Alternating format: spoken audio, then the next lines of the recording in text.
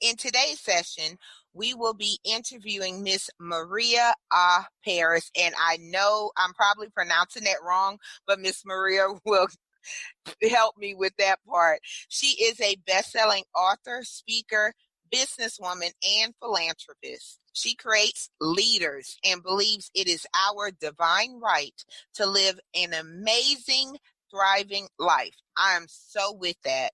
Her personal quote is, "I believe the key to wellness begins in our gut." Pens and papers ready? Class is now in session. Welcome to the Define You Radio podcast, where class is always in session. Get ready for the life lessons, tips, and stories to help you define your life. And now, your host, the drill sergeant with love, Valencia Griffin Wallace. Let's go ahead and welcome Miss Maria to the show. Hi, Miss Maria. How are you doing today? Hello, lovely Valencia. I am doing so well, and I'm so overjoyed to be here. Thank you for having me. Yay, awesome. And you know, with me being Southern, I am going to say Miss Maria. It's a Southern thing. So, okay, your last name, pronounce it for me. It's a Paris. So it's just like the city of France with an A in front of it. So Okay, so I was close. Yeah, you did a great job. Yay, awesome. So tell us about your biggest obstacle and how it shaped who you are today.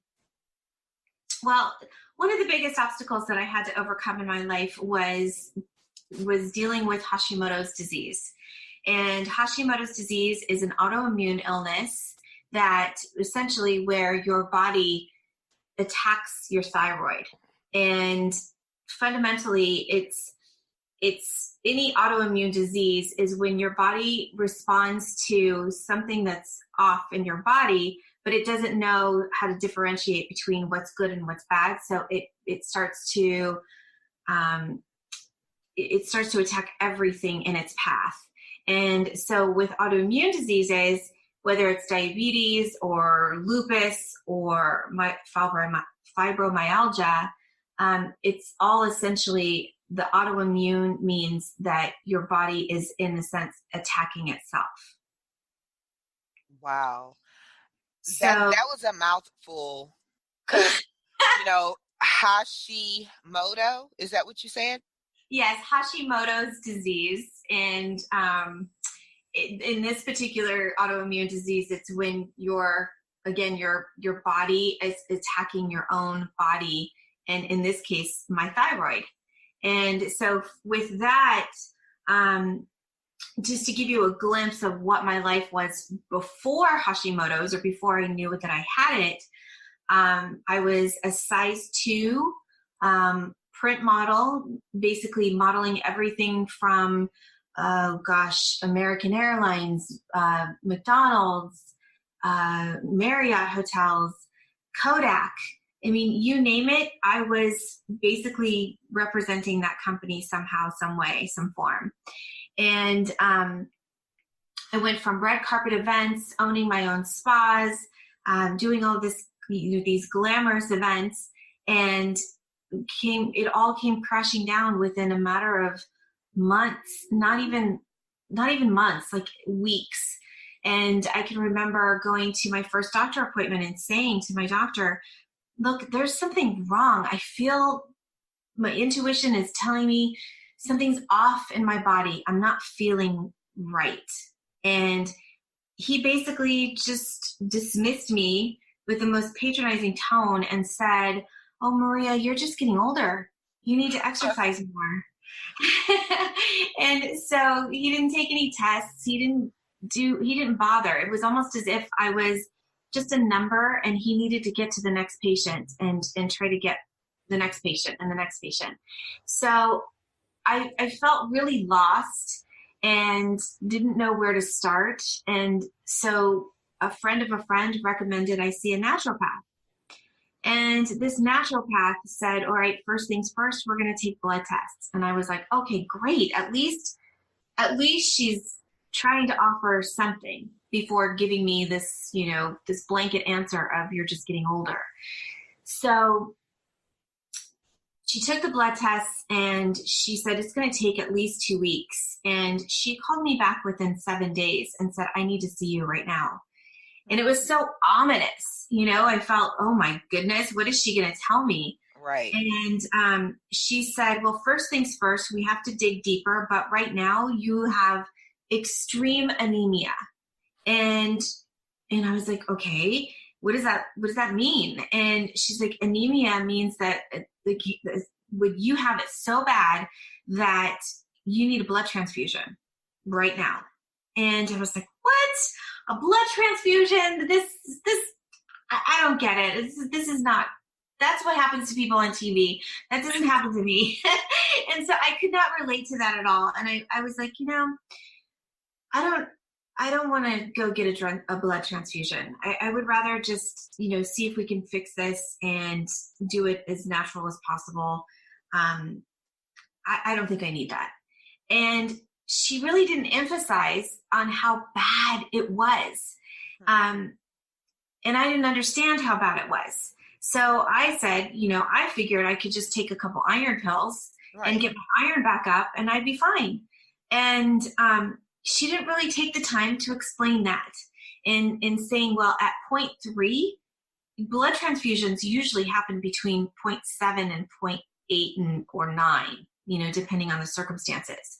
So 0.3 was way past the point of getting a blood transfusion, but I didn't understand that. And I couldn't process because there was no oxygen getting to my brain, at that time.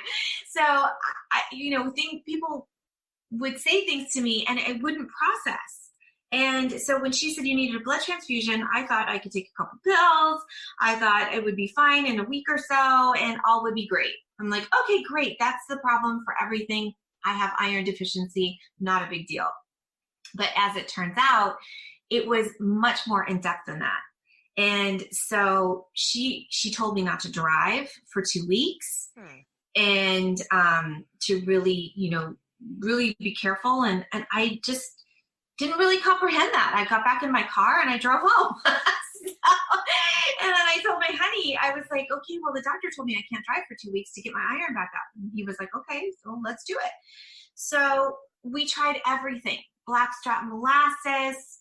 We tried Floradex. We tried eating out of an iron skillet.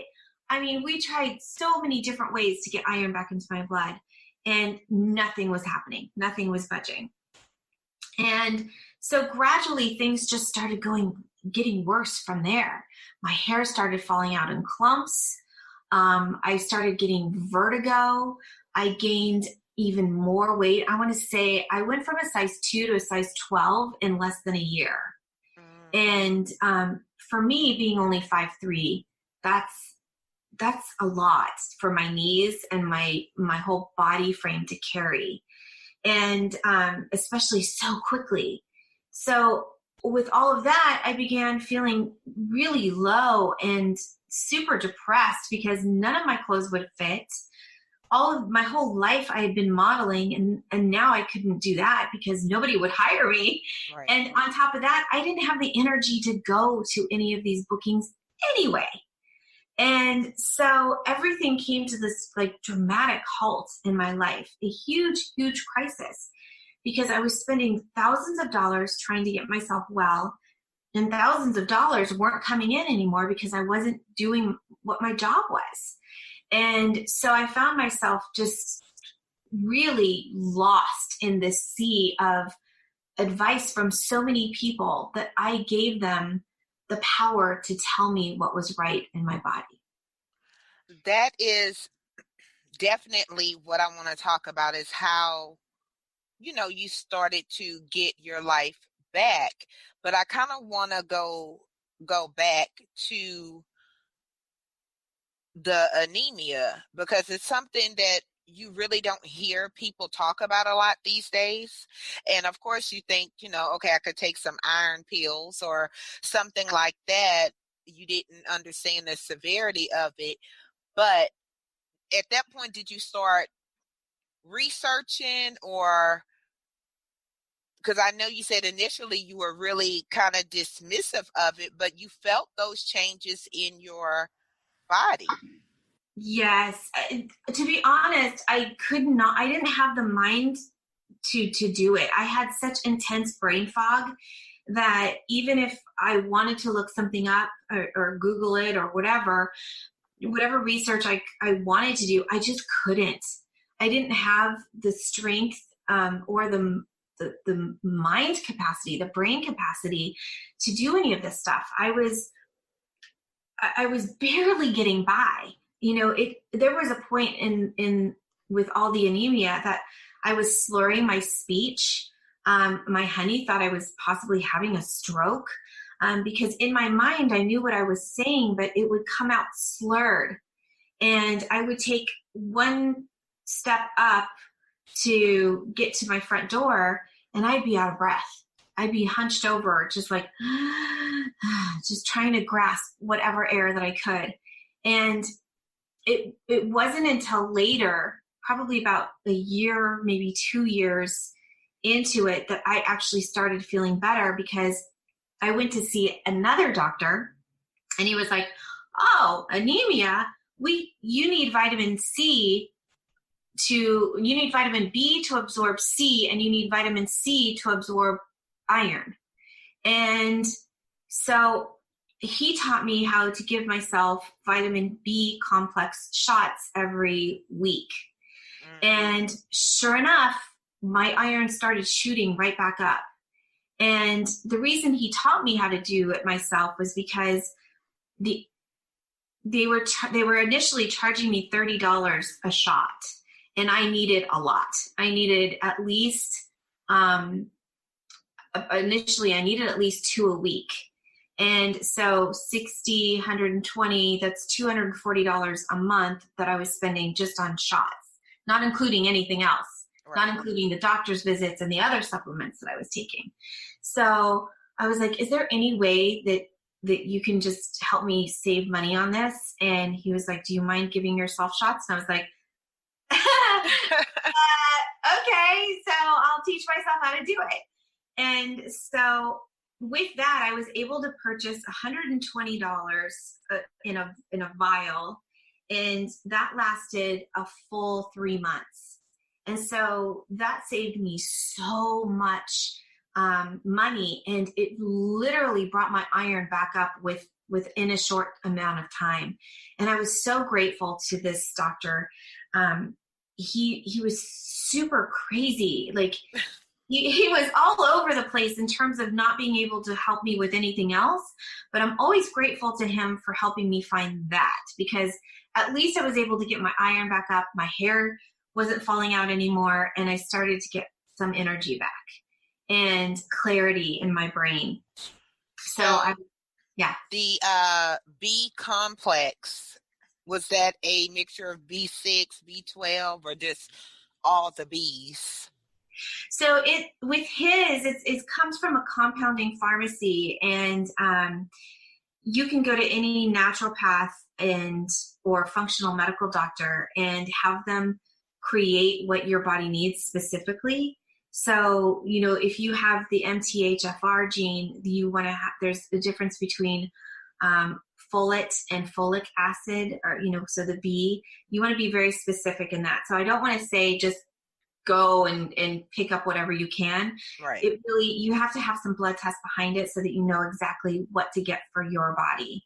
And, but that saved me a lot of time and a lot of energy and a lot of money. And so I was, again, super grateful for him for that. But always check with I like to see functional medical doctors now, because they always try to go the most natural route instead of trying to give you like the latest pharmaceutical. And for me, I was able to correct everything in my body and bring it back into alignment with all plant-based solutions. So I don't have anything in synthetic in my body at all. Okay, so I'm going to go back to my question I just thought of, but tell me, what was that first time you gave yourself a shot? What was that like? Because I have tattoos, right? But I am actually pretty squeamish when it comes to getting shots. So tell us about that experience. Well, I think I'm a pro at it now, but I have to say I I was nervous at first giving it to myself because it's like it's like getting a bee sting a little bit. But I mean, I have had shots. We've had shots from our doctors as a kid, but it was giving it to myself. I think it didn't take very long for me to get the courage to replace the fear. So because I knew that the consequences were so great if I didn't do it. So I basically I made myself be alone. Like I didn't want anyone around me because that made me nervous that they were watching me. And so I just sat in a nice quiet place and I got just super balanced and I took my time with it. So what I found is that if I tried to shove the needle in and go fast, it made it worse. But if I gently held the needle in place in my thigh and I just let it kind of glide in slowly, and then I pushed in the B complex, then it was just a beautiful experience. There was no pressure, no stress, anything like that. But it took some getting used to. Like it took me practicing because I tried everything. I tried going fast and I tried it in one leg and I was like, ow, that hurts. And I'd pull it out and I'd waste it. It's something you kind of get used to. And now like I said, I just get in a nice quiet place and I'm super fast with it now. And, but it is like, I give it gratitude. I'm just always thankful for everything. Like, thank you for this coming into my body and making me whole again. And so when you come from that place, I feel it makes it a lot easier. Interesting. I would probably, if that was my situation, I don't know. I'd probably make my husband do it and then I'd probably freak out. And I mean, I don't know. But let me ask you, were you into this whole more natural lifestyle beforehand? I was, and yet I listened to my doctors initially. So I tried to stay as natural as possible. And when you're feeling so bad and you can't get out of bed and you have access to over-the-counter drugs, Advil, ibuprofen, all of those things, when you have access to that and you're hurting, you take it. Right. Because you don't know any better. And so one of the symptoms of Hashimoto's was my hormone balance was completely out of whack. And I would get I'll tell you, I'll back up just a little bit. One of the doctors that I went to see, the homeopathic doctor, she told me that I had an overdominance of estrogen in my body and that in order to correct it, she gave me progesterone cream. And she told me to put the progesterone cream on my lower abdomen every single day. Now with this, I got the most excruciating periods of my life. It was as if my ovaries were in a meat grinder. And not only that, but my period it came every 10 days for 14 days. So on top of the anemia that I was trying to get my blood restored and getting my period at such heavy, excruciating pain, I loaded up on as much ibuprofen as I possibly could to get through the day. And because I didn't know any better. And so whatever the max was for ibuprofen, I was taking it. And if it was 8 to 10 that I could get in my body, I would take it.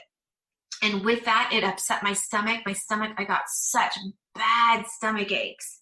And so I would take toast, bread, crackers, anything that I could take to help soothe my stomach. And of course, that's full of gluten. And gluten is full of glyphosate.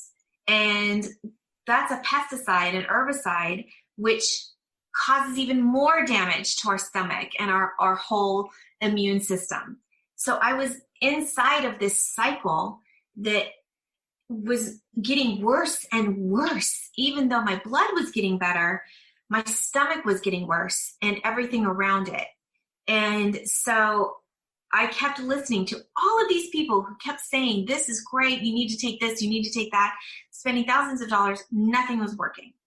So I owned a spa in Santa Monica at the time. And this massage therapist came in to see if she could get a job.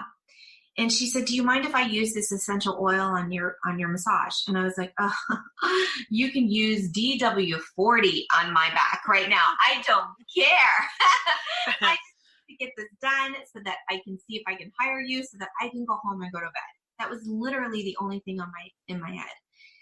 And so she told me to inhale this essential oil. And I felt this incredible balance and harmony in my body almost instantly. It was within seconds. And what I had come to find out was that this all-natural plant ally, an essential oil that had no synthetics in it, I was able to breathe that in, and it got into my limbic system, and it started calming my whole body down on such an incredible level. Physically, emotionally, and mentally, my body started to just breathe for the first time, because I had been in fight or flight for so long that just that one whiff, that one little sniff sent my body into this heaven. And so I picked up my face from the face cradle, and I looked at her and I was like, what is that? And she was like, oh my gosh, are you okay? And I was like, I need to know what that is. And so I took a picture of it. I researched it. I looked at every single essential oil that I could. I bought as many as I possibly could find. And I looked to see if there was a protocol for Hashimoto's disease, something for autoimmune. And sure enough, there was. There was lemongrass, which is a natural anti-inflammatory. There's clove oil, which is a natural antioxidant, and frankincense, which is a natural immune booster. And so I was like, well, I've got to try this. My body just responded so well to it. So I started putting all of these essential oils on my throat, on my neck, and I started slowly feeling a little bit better. It was super gradual, but it was better. And so I stopped taking every single thing that the doctors had given me, all of their supplements, everything. And I just went straight into just working with essential oils. And one of the ladies reached out to me and she said, the supplements that this particular company has essential oils in them. And I was like, oh, no. I am not taking another supplement. They don't work. I'm sick and tired of wasting my money. And I've had it with these supplements. No, thank you. And so then she said, well, okay, something to think about, because the oils seem to be working for you. And these supplements have the essential oils in them. And I was like, oh man, I thought about it and I sat with it, and my gut said, try it. And I listened to my gut and I said, okay, let's do this. So I got the supplements, and 3 months in, this tumor about the size of a golf ball formed on my throat. And can I just tell you that I was never threatened by this? For some reason, my gut told me it was a good thing. And I felt like it was as if toxins were being pulled out of my body. And I got super into all things natural, all things energy. And I got certified as a Reiki healer and eventually Reiki master. And I held that golf ball in my throat and I Reiki'd it every single day. And I sent it so much love and gratitude. I was just so determined to make this something so beautiful in my life. I didn't know what it looked like. I didn't know how it was going to manifest, but I knew that it was going to be absolutely amazing, whatever it is. And so every single day I held it and I said, thank you for showing up. I know you're showing me something, and I'm going to live in that space of absolute gratitude for you. And I went to get a biopsy because it was the responsible thing to do. Right. And because I was going to ask questions, about that part of, so go ahead, tell me about the biopsy. so, okay, so I signed all these papers where it says the tumor is attached to your esophagus and vocal cords, and the doctors can't be responsible for loss of voice or any damage and blah, blah, blah. And I was just like, oh my goodness, what am I signing? Right? And so I also looked into what was in the anesthesia that they would give me, the numbing agent. And I didn't want it because it caused dizziness. It could cause vomiting. It could cause this and that. And I was like, I'm just starting to feel better. I don't want this. And so I'm a Kundalini yoga teacher. So I thought, okay, I'm going to just go into a really deep meditation. I'm going to ask all of my spirit guides to be with me and, to hold me and to keep me in a place where I don't feel anything. And I chose at that moment to not feel anything. And they had these really long needles, probably about 12 inches. And they had them sitting there, and the lady came in and she looked at me as I was nuts. Like, she thought, are you crazy? You're not going to have any numbing, any nothing? And I was like, no, I just need you to just let me get into my meditative state and let me stay there until you're done. She's like, all right, she's nuts, but okay. And so I did it. And I honestly can tell you, I did not feel a thing until they were done, and they put a bandage on my little golf ball, and they said, okay, we'll give you the results. And then they asked me for my card because they wanted me to teach them meditation. So it was kind of nice. But what I realized in that room, in that biopsy room, was I had a tremendous amount of power.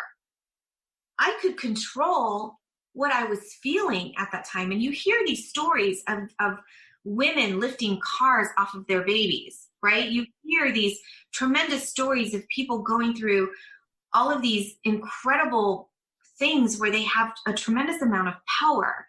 And so I began searching and looking into that. Like, if I could be that determined and not feel that, can I be that determined in my mind, body, spirit? If I bring it all into an alignment, can I bring that all together and empower myself to heal my own body on a quantum level? Can I reach into my cells, so to speak, and retrain them and redirect them and change the neural pathways in my brain to go into everything positive? And I did. And with that, I had to go back and find and discover what it was that brought on my illness to begin with. And so what I discovered was that at one period in my life, someone who was very close to me said something to me that was their truth, but it wasn't my truth. And I took it on as my truth and took it on emotionally. And that emotion manifested physically in my body, in my throat chakra. And I was no longer able to communicate what I felt because I felt like I was not worthy. I felt that I was like, my self-esteem had shot down tremendously because of what this person said to me.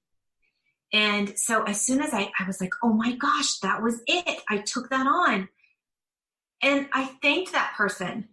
I thanked that person spiritually and physically. I went to that person and I said, thank you, because you taught me how to get my life back and how to believe in myself no matter what anyone thinks about me, what anyone's preconceived notion that they think about themselves is pretty much what they're projecting on other people, is what I felt about myself at that particular time. And because I took it on. And it was that moment, in that realization, that I got my power back. And in that, I was like, whoa, I'm awesome. I don't have to live to somebody else's thoughts about who I am. I have to answer to myself at the end of the day, not to somebody else. It only matters what I think about myself. And did I do the best that I possibly could do at the end of the day to serve other people, to serve humanity, and to serve myself? Like, did I hold that space? And as soon as that started manifesting more into my frequency, my vibration, my thoughts, my energy, everything started to shift, and I got my energy back. And then I was able to help other people. And when we go into that core belief system of what we take on emotionally, and if we can release that and thank our teacher for giving us the opportunity to up level, up shift, and elevate our lives, then we can free ourselves from dis-ease. So many great nuggets, so many. I'm still tripping on you not taking anything and having surgery. I'm pretty sure I would have asked for your card as well. Would have followed you around like a stalker, like, teach me, great teacher, something like that, because that is crazy. But it shows you the power of our minds. And recently I've been listening to David Goggins. I don't know if you ever heard of him. He was like a Navy SEAL. He went from being like 300 pounds to like a fierce dude. I could listen to him. I like what he has to say, but he cusses a whole lot, like a whole lot. But if you could get through his cussing, he has some great messages. But one of the things that he was saying was about our mind almost being like a governor, like how they put in rental cars where you can't go as fast as the car wants to go.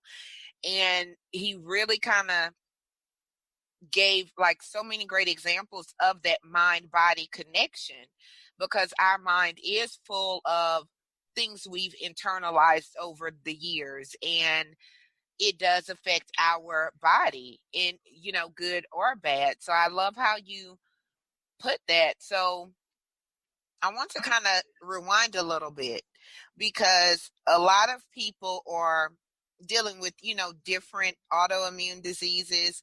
You see a lot of women, especially in their 30s, 40s, and 50s, just dropping dead for health issues. And to other people, it's random. But if you dissect the stress and the supplements or the medicine or the lifestyle, then, you could see it was a train wreck waiting to happen. So why do you think there's so many issues with autoimmune diseases and, health issues in general, especially concerning women? Well, honestly, I feel that women in general have been suppressed, and with that suppression, it affects our immune system. We begin to self-attack, right? And that's what our body is doing with an autoimmune. And of course, right now, over 14 million people in America have been diagnosed with Hashimoto's disease, and another estimated 50 million on top of that have another autoimmune disease. So, and it's not just men and women, but I'll just speak to the women in this particular conversation. Women have a tendency to be so nurturing and so loving that we often give our power away or our own authority away. And even in some of the groups that I'm in on, just some of the autoimmune groups and stuff like that, I see a lot of people talking about how bad life is with their autoimmune, but when you offer solutions, they don't want to hear it. And I'm not judging that by any means, because we want to meet people where they're at. But I would love to invite women to get back into your mind, body, spirit. Trust your guts, trust your intuition, and really listen. Is this right for me? Is this what I'm taking the best solution for my body? And sometimes it is for a period of time until you can find something else that works differently or better. But really ask yourself, because we give our authority as a way to doctors, because they have the authority in terms of they have a practice and they wear a white lab coat. But at the end of the day, they have on average 25 hours worth of nutrition in their schooling. And I'm telling you, that's not enough, because when you give your gut what it needs, when you give your body what it needs, and your soul, when you're connected to source, universe, God, light, love, whatever that is for you, when you're connected to that, fully connected, and you listen to your gut, you know what's right for your body. And those synthetics, my friends, they're wreaking more havoc on your body than you know. And so when you stop and listen and take the time to feed your body what it needs, give yourself the good proteins and staying away from gluten and pastas and cakes and cookies and all of those things that taste so yummy. What they're doing to us is numbing us. It's making us feel despondent, depressed, cranky, angry. When you get away from those and the sugars and sodas and everything that is synthetic like that, when we go back to nature and give our body what it needs, we become more at peace. And with that, we become kinder, nicer, gentler. And I'm telling you, this world needs that. We become leaders versus followers. We become empowered versus disempowered. And this is what I strive for. I'm not looking for followers. I'm looking for people who want to join me and lock arms and learn everything that we can about our mind, body, spirit on a quantum level, energetically, so that you can hold that light for somebody else, be that lighthouse, and then bring that ship into port, and then teach them how to be a lighthouse and bring more ships into port, right? We don't need a land full of more followers. We need a land full of more leaders that are heart-centered and heart-based. I guess I need to evaluate my diet, because everything you just said we shouldn't have, I tend to enjoy. But I'll tell you, the beginning of this year, I did a fast. And during the fast, I could only have things from nature. So basically fruit and vegetables. So I went in thinking, okay, I'm going to be weak. I'm going to be cranky. I'm going to be this. Like, I went in with the wrong mindset and was completely floored with what it really was like. My body felt lighter. I felt better. I had energy, and it was very interesting.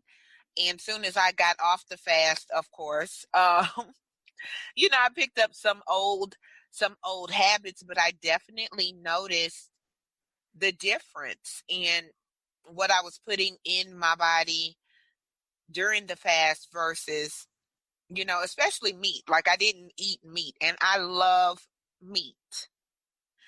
Okay. And when I started back eating meat, it was, it was like because I knew I was supposed to eat meat because I was raised eating meat. So it was like, I have to eat meat. And I noticed that heaviness came back. My energy was kind of gone. And I said, okay, I'm not getting any younger. I really need to evaluate my whole system, my lifestyle. And I know it takes a while, but I plan on living till 127. And, that's my goal. So for somebody like me, where I definitely know it's a mindset, and I definitely know, like, I know these things, what's a simple way, or how can I start applying the principles of just doing better in wanting to be more natural and more in tune with my person? Like, how can I start?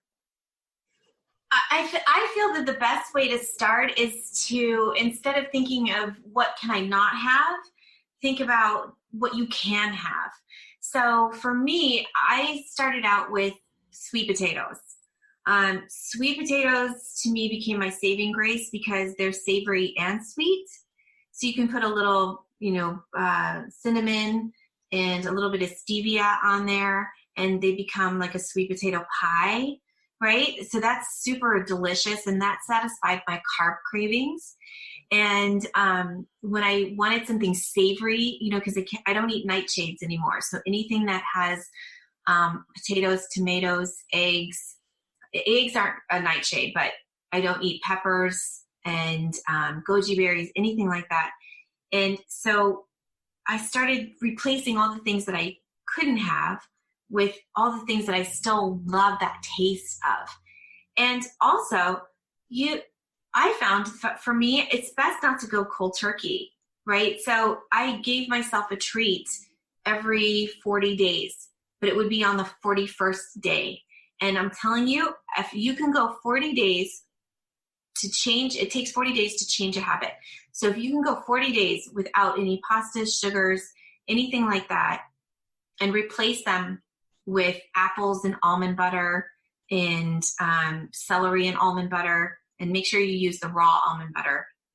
But if you can start doing that on your 41st day, you want to give yourself a treat, it will taste terrible. I promise you. Because your body, your taste buds change. And so you'll take a piece of whatever cookie, you'll taste all the chemicals in it. You'll taste like that taste, that coating on your tongue. And when you take a bite of it, because in your mind you're like, oh yay, I'm finally gonna reward myself with that chocolate chip cookie, and you start dancing around, you're like, this is gonna be so awesome. And it becomes like this thing where you're gonna sit down and you're gonna enjoy it like nobody bother me, right?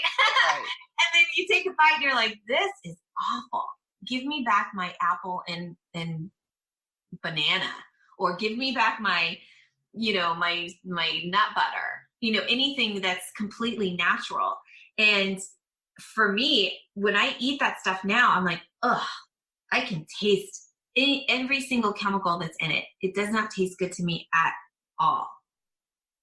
I definitely noticed salt, how salty things were. And here in Louisiana, like we really season our food. But while I was fasting, I just used sea salt, if anything. So when I got off, it's like everything was so salty. And I told my husband, I was like, I am killing us with our cooking. Hence me saying I probably shouldn't cook anymore, like everything worked at that time. But I noticed like the salt right after. So salt, it sneaks up on you, and if you're not drinking enough water, then it can cause some kidney problems. So high blood pressure is from kidneys. So I would make sure that you're drinking half of your body weight in ounces of water every single day. So a lot of people are just dehydrated. Yeah, I'm definitely trying to. I do pretty decent with my water intake. I could be better. Like I have to consciously remember to drink water. And it's something so simple. And a lot of times I don't even think about it until I notice my skin is dry. Like that's like how I could tell, okay, Valencia, you're not drinking enough water. But something so simple, a lot of people don't do, like with water. So what is the essential gut technique? The essential gut technique is a protocol that I basically discovered or created I used my intuition as a massage therapist. For over 20 years, when I discovered that everything was centered in the gut, I asked myself and my friends and everyone I knew who were like spa connoisseurs, how many times have you had your stomach massaged? And they said, never. And it was really interesting to me that even as a massage therapist myself, I had never really spent time on somebody's gut. It was always back, neck, and shoulders, because that's where we feel we hold the tension. But if 80% of our immune system is our gut, 80% of the communication in our body goes from our gut to our brain, why are we not addressing the gut? And so I created this protocol that uses essential oil and a combination of CBD, which is hemp oil, and really getting into clearing the gastrointestinal tract and massaging the colon, getting into the liver, right into the rib cage, the spleen, even going around to the adrenals and the kidneys, just really getting in there and massaging. And let me tell you something. I had a client who had a parasite nest lodged into her ascending colon the size of a cantaloupe. And she had really bad psoriasis. I mean, she was so inflamed. Her body, she was so sick when she came to me. And what we discovered was that this parasite nest, God knows how long it had been in there.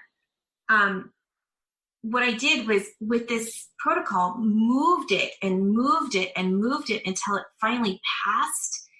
And it was alive. Like the parasites were alive in there. And I know it's really disgusting, but think of how many of us have something like this in our bodies and we just don't know it. And so this has cleared the path for people who have an elimination maybe once or twice a week, if there's constipation or anything like that. This helps move the lymph, and it helps detox the body, and it helps support the immune system on such an incredible nurturing level. And I infused some traditional Chinese medicine in it by working with the Zhusan Li points of the body, the bladder meridians, and just breathing techniques. So it's this all-encompassing protocol. And people who have experienced it have said that it has changed their life. So that's what essential gut technique is. Okay, so back to the parasite. Back to the parasite. Like, did she know? Did the doctor tell her?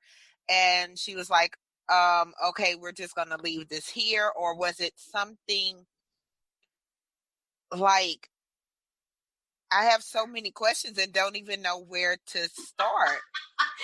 Okay, so basically, no, the doctors didn't know it was there. And it came out in a kind of like a greasy bile ball. Yeah. And it was, the thing is that most of us have some kind of parasite in us. Right. And so I really recommend parasite cleanse and doing that at least once a year. It's non-invasive and it's really quite freeing, because when you think about it, we have our own consciousness to stay alive and to feed our body. Our own microbiome in our gut has its consciousness, right? It wants to reproduce. But then if we have parasites, especially a systemic or an overload of parasites, then they're consciously trying to stay alive. So they're sending signals to your brain: eat sugar, eat things that feed me. And so that's why sometimes we get these overwhelming cravings to eat pastas, donuts, sugar, cookies, cakes, pies, because there's a parasite, or there could be a parasite in our body that is telling us to do so. And so like for me, when I did my first parasite cleanse, I felt more freedom in my body. I was like, wow, it's just me here. And I didn't have that sense of needing to crave or feeling like I was craving all of those sugary sweets, because naturally I don't think I do. But when I had the parasites, I think I did. That is so interesting. So when I want ridiculous carbs like donuts and things like that, I can say that it's probably not me. It may be a parasite, but that's very interesting. So I'm just like floored by that because I've never heard of that. And I think here in the South, I don't know the health stats for, the South versus other places, because we still have some pretty bad eating habits, and everybody works in a plant and those things. Like, we're just not, we're catching up with the rest of the world, but I don't know, it's definitely going to take some work. And I'm pretty sure if I did the research, we probably have a lot more health problems just because of our eating habits alone. It's kind of crazy. So your book, The Essential Gut Awakening. So does it talk about the technique? Does it talk about your experience? Like, tell us a little bit about that. Yes. So The Essential Gut Awakening, Mastering Hashimoto's and Other Autoimmune Diseases is my journey through the worst of having Hashimoto's into the empowerment and discoveries I made along the way. And it goes into the parasite cleanse, into a GI tract detox. It goes into what my mindset, the energy that I needed to create around being well and feeling well. And it goes into the parasite cleanse also in terms of like which ones I use. And it really gives a full story, in-depth story of how everything came in to manifest into this great awakening. And I call the Essential Gut technique a part of that awakening. The Essential Gut Awakening book is this awakening. I made a belly blend. It's called Belly Awakening, because I feel like on this planet there is this great awakening that is taking place right now, and it is in this empowerment that we create for ourselves, that we are awakened to our life, and instead of becoming a passive passenger, right, we become the driver of what it is that we really want to create for ourselves. That is, like, this is so interesting. I'm still a little floored with the parasite thing. Just to kind of hit back on that, just because we hear all the time about you need to do a detox or a colon cleanse, and who hasn't heard of this detox or that detox? But the parasite cleansing, is that what you called it? Yes. Parasite cleanse. Like, I've never heard of that. I'm seriously going to Google that just because it is so interesting, and nobody, number one, wants to admit that, okay, yeah, we have, parasites. Like, I don't even want to think about when you watch the, like the stuff that's eating dead skin or whatever, that's, how your body sheds. Like, I don't even want to think about my skin shedding or renewing or whatever. So I definitely have to work on my mindset so I could fully live to 127. So just a few more questions. Okay, so are you vegetarian? No. I went from a standard American diet to a vegetarian to a vegan into a raw. So I ate completely raw foods for about 9 months. And it was not right for my body constitution. So for me, I'm an O positive blood type, and I function really well with the amount of gut and bile that I produce naturally with meat. And so I choose meat that has been no probiotics, no antibiotics. I'm sorry, no antibiotics, and that is grass fed. And I choose to have at least one of those proteins about 2 to 3 times a month. And it's and then the 85% of the time it's vegetables, and actually for me, mostly vegetables. I don't do a lot of greens. I don't seem to digest kale and spinach very well unless it's broken down in a blender for me. So if it's in a soup, it's fine, but raw, it's like a roto-rooter through my stomach. I don't do well with it. I don't digest it. Do you find like a lot of health professionals, like doctors, do they seek you out and like, okay, I need to pick your brain, or let's, because you have such good information that's dealing with health? My love, I would love to say that they would. But you have to understand that doctors make money off of patients that are sick. And if they are not getting, if they are not having a customer on a reoccurring basis, they're not making any money. And so I'm in the business of helping people get well. And so I don't know if I'm a doctor's best friend.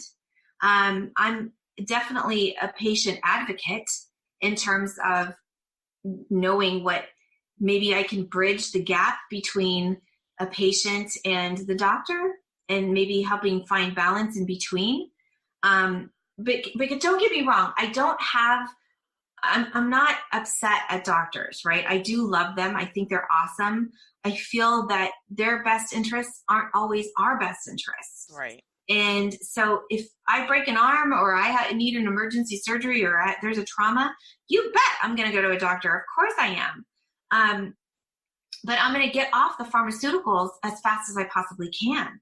I'm going to try to find alternatives that are plant-based as fast as I possibly can, because I know that my body responds well to that. But we do what we do when we do until we know better, and then we do better. That's very, very interesting. I love that I see more people in the medical field, some way, shape, or form, turning and learning more about natural methods. But I do understand, like, this may cut your check if you actually teach people to be proactive versus reactive to taking care of their bodies. So that's very interesting. Yeah, because you can quite possibly turn a diagnosis such as Hashimoto's and diabetes into non-existing. You can turn that around. And I'm not saying every single case, but in probably more cases than you think. And the doctors don't tell you that. They don't say, hey, if you eat this way and you don't eat that, and you do this, you exercise, you don't have to be a diabetic. It's your choice. If you choose to take another path, and you choose to not resonate with this, and you choose to do things that are better for your body than the decisions that you're currently making, and not depend on pharmaceuticals, you can turn this around. But I have yet to find a doctor to say that to a patient. And be honest, Yeah, because you're a customer. You are now paying for their house, their car, their student loans. Right? You are now a customer. It's just like going to Target. How do they get you into Target every single time? Well, they provide things that you need. But with a doctor, they're providing things that you need, but they're telling you that you need them. Right. When there are alternatives. How would others describe you in one word? It depends on who you're asking. I would say my colleagues probably describe me as tenacious, determined. I would say my clients would describe me as relentless in terms of helping them find something that's going to help them feel better, a new path and a new direction. I feel that at the end of the day, how I would describe myself is probably what matters the most. In one word? One word you would use for yourself.